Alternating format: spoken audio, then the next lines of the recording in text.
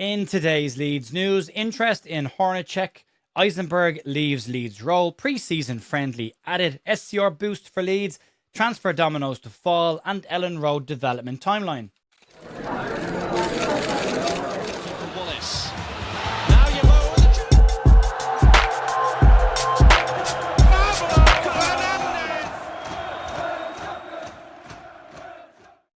Morning folks, welcome to the Leeds View for your news on Thursday the 28th of May. Jay here, hope your week is going well so far, you're enjoying the good weather. We've a bit of stuff to get stuck into today. The transfer stuff is starting to pick up a little bit with some more credible sources coming out with some news. We'll have a podcast out tonight, myself and Paul will be having a bit of a chit chat around what's going on this week and a little bit of a look ahead to some of the major talking points of this week heading into the weekend. Also, we are backed by OK Jersey. You can get 8% off World Cup shirts for a World Cup summer using the code TView in your checkout basket. Links for that are down below in the description. But we've got a bit of stuff to get stuck into today, and we'll start off with a transfer link. This one came out yesterday, and it is a link between Leeds United and Braga goalkeeper Lukas Hornicek. According to Portuguese outlet Bola na Rede, they claim that Leeds United are interested in the 23-year-old Czech Republic goalkeeper. There is still plenty of rumblings around Leeds United having interest in James Trafford as well. There's some fresh noise in the last couple of days that Leeds may be in negotiations with Manchester City behind the scenes. But whatever way it falls, it does appear that Leeds United are very keen on bringing in an additional goalkeeper this summer. And Hornicek is just the latest name to be added to the shortlist. He is a standout goalkeeper in the Portuguese league for Braga. He's played all 33 of their league games this season, and he has an XGOT of plus 3.8. That's the goalkeeping equivalent of XG for strikers. His distribution is a key area of his game as well, and given the fact that Leeds had issues last summer when we brought in Lucas Perry, it is something that Daniel Farke will want to improve on this summer if they can. He has a 92% passing accuracy within his own half, and when we take the broader scale into consideration, he's got a 75% passing accuracy overall. He's also played plenty of European football as well. He played all 14 of Braga's Europa League games this year, and has an XGOT in that competition of 3.73. But as you would expect, he's a good goalkeeper and he's young, so there's plenty of interest in him at this moment in time. FC Porto are labelled as one of the front runners to get Hornicek this summer, depending on where he decides he wants to go. Real Madrid have also been mentioned as having some level of interest at this moment in time. However, there's nothing majorly concrete from the Real Madrid point at this moment in time. The second they get involved, this is done from a Leeds interest perspective. Again, assuming that this article is accurate. But if Leeds do want to bring him in, he's not going to be cheap. He's got a rumoured estimated valuation of £26 million. And although that's a lot of money up front at 23 years of age, it could be a longer term investment for Leeds United in a goalkeeper who at this moment in time is labelled as one of the best up and coming goalkeepers in European football. You could actually say he's probably one of the best goalkeepers in European football right now as well, looking at his details. But Braga, for their part in this, are not ruling out a sale of Hornicek, but they want a certain valuation for the player, and he's not going unless they can get that. So that's that. From a Leeds perspective, they need to get the goalkeeping position sorted out properly this summer. We can't be messing around, and whether it's Hornicek or James Trafford or somebody else, it is an important part of what Leeds will need to do this summer in their business. And I would also mean we're likely to see an exit in the goalkeeping department as well. On the James Trafford one, there's rumblings of some negotiations behind the scenes between Leeds and Manchester City. Maybe Leeds could look at trying to get him in on loan for a year or two, and that might help Manchester City as they see him as a long-term goalkeeper for them. Leeds in the short term as they navigate SCR at this moment in time. Give them a chance to get past the next 2 years before we can actually get into a situation where it starts to work for us. But either way, it's an interesting one. The Manchester City's 115 charges, by the way, is expected to have a result before the World Cup. Yes, we've heard this all before, but it's interesting timing. Maybe Pep knew something when he left. Maybe he didn't. But again, as I say, either way, whether it's Hornicek or Trafford, Leeds United, if it is that level of goalkeeper they're looking at, they're shopping in the right area for me. Let's move on.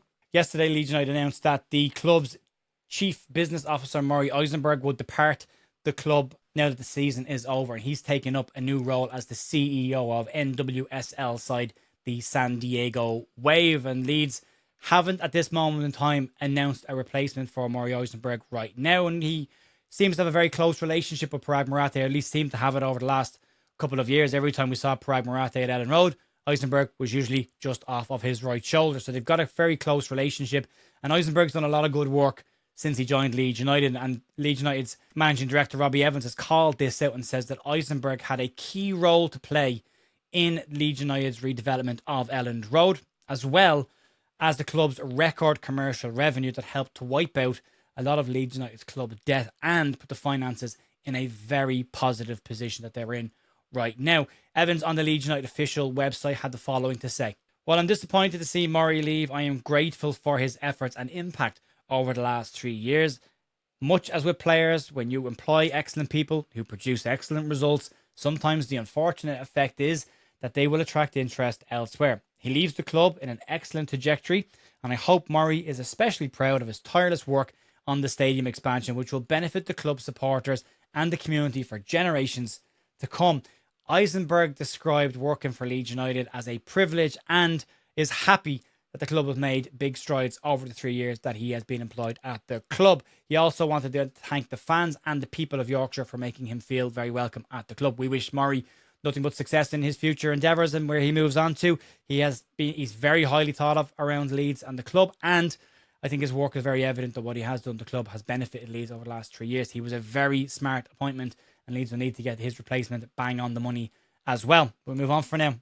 Leeds summer's getting busier and busier by the month, and another friendly has been added to what will be a fairly busy summer, and probably something that Leeds need. Daniel Farke's sides tend to start off seasons pretty slowly, and part of me thinks that Leeds don't play enough competitive friendlies during the pre-season to get the cobwebs out of their system, and maybe adding another one at this moment in time is a smart move from Leeds. As we know, Leeds will have a US tour that will happen straight after the World Cup finishes this summer. The players that are involved in the World Cup will likely not be involved in that tour, but they also have the game against Manchester United that is now confirmed, taking place at Croke Park in Dublin. But Leeds are going to try and squeeze one more game in before that, and it will be at Elland Road. Leeds have confirmed a friendly at Elland Road against Red Bull Leipzig, and it's the first time that a Red Bull side has faced Leeds United since Red Bull bought a 10% stake in the club. And more importantly, it's the first time since these two sides have faced each other since Leeds and Red Bull Leipzig battled each other at the Court of Arbitration for Sport over the Jean-Kevin Augustin transfer, which of course Leeds lost in that situation. Fingers crossed we can beat them in a friendly at least and get some moral high ground back.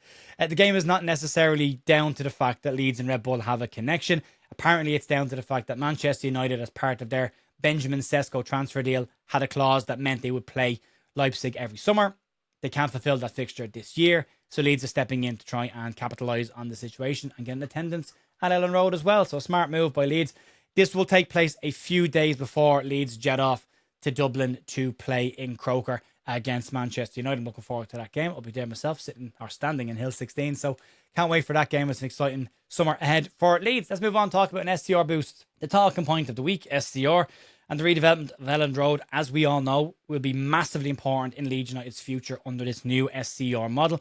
And football finance expert Kieran Maguire has put a bit of a number on it, what Leeds can expect, as well as where Leeds could sit in the SCR headroom when we get to that stage. As we know, the next 2 summers for Leeds will be pretty tight, but once they can get past those 2, SCR will start to work in Leeds United's favour. And once the stadium work is complete, Leeds could sit just outside the top 6 or traditional top 6 clubs in terms of SCR headroom, which would be a very positive position for the club to be in. Maguire sees matchday revenue as being a major factor in this as well. And it goes back to what Parag Marathe said when they first took over Leeds United. If they can get their matchday revenue up to what the likes of Tottenham Hotspur can make, Leeds will be in a very strong position.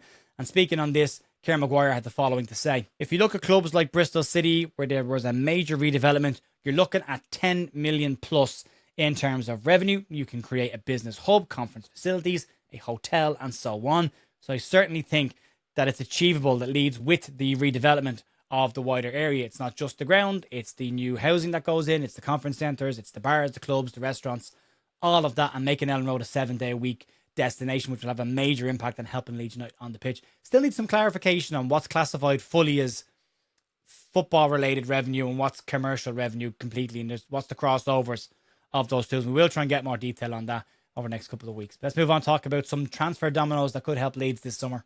Leeds could have a short-term boost heading into this summer with a couple of additional dominoes that could fall financially for Leeds. One of them is Crescencio Summerville, now that he has been called up to the Dutch national side for this summer's World Cup. If and when he plays, West Ham will be on the hook for between £4 to £5 million, depending on which outlet you read, which will definitely go a long way to helping Leeds United's transfers this summer. West Ham will have to pay it out the second he steps on the pitch during the World Cup, which is expected. Another one that everyone should be keeping an eye on is the future of Charlie Cresswell, who's had another standout season in France with Toulouse. As we know, Leeds sold Cresswell for a mere £3.8 million, but they do have a 15% sell-on clause, which will probably get us in and around the exact same fee if he goes for the fee that Toulouse want him to go for. He does have interest from Crystal Palace and Brighton, as well as other clubs within Europe. And you go back as far as January, and Toulouse rejected a £21.7 million offer from Bundesliga side Wolfsburg at that moment in time. It didn't reach their valuation.